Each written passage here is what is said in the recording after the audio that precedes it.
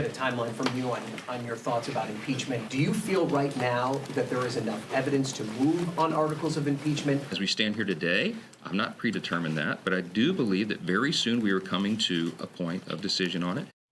The new Republican House leader not ruling out impeachment proceedings against Joe Biden, saying the final decision is coming soon.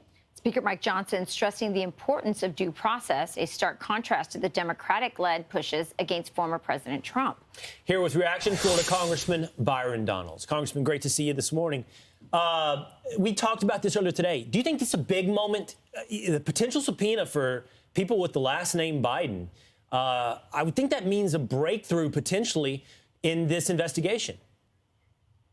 First, it's good to be with you this morning, and I agree with that because we have now seen actual checks going from Jim Biden to Joe Biden himself. They call it loan repayment, so there's questions around that.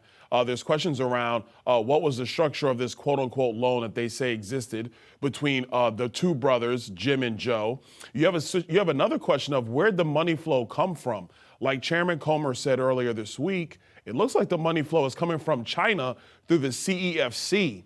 And everybody remembers the famous text message, the WhatsApp message from Hunter Biden to Chairman Zhao or whoever over there saying, I'm sitting here with my father. We haven't gotten our money. I'm paraphrasing, of course. We haven't gotten our money, and you better pay up because we will not forget.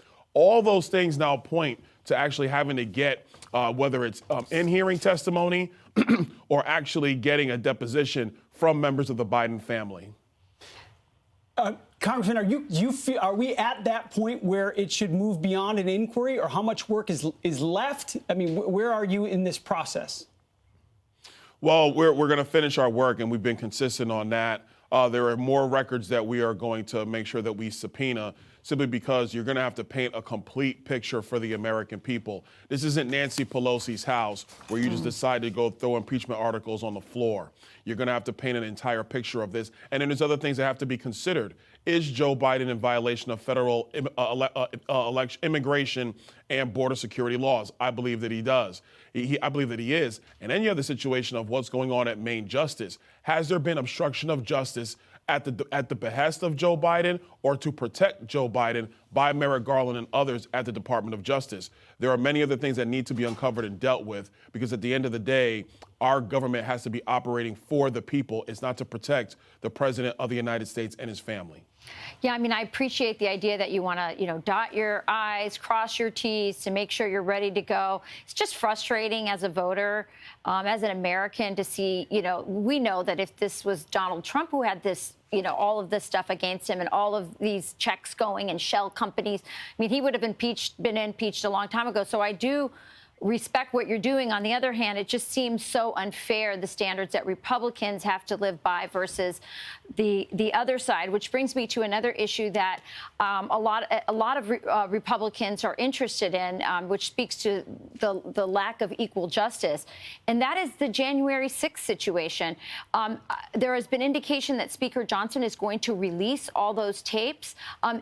Do you believe that that is true, and do you know if there is a group or a large enough group of Republicans who want that to happen? As I understand it, I do believe the J6 tapes are going to be released. Had a brief conversation with the speaker about, about that.